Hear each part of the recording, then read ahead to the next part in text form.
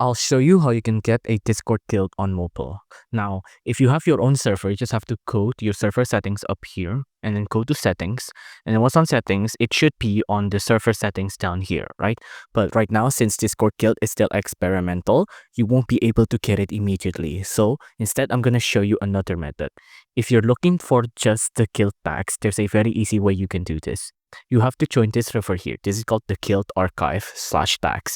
If you want to join this, the link will be on the description or on the pinned comment down below. Once here, you just have to tap on tags or guilds right here.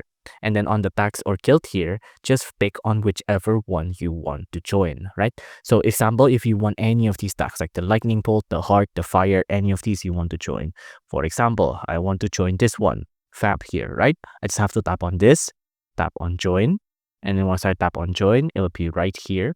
And then you can see it'll be welcome. And then you can see that's it. Now I'll have been joined here, right?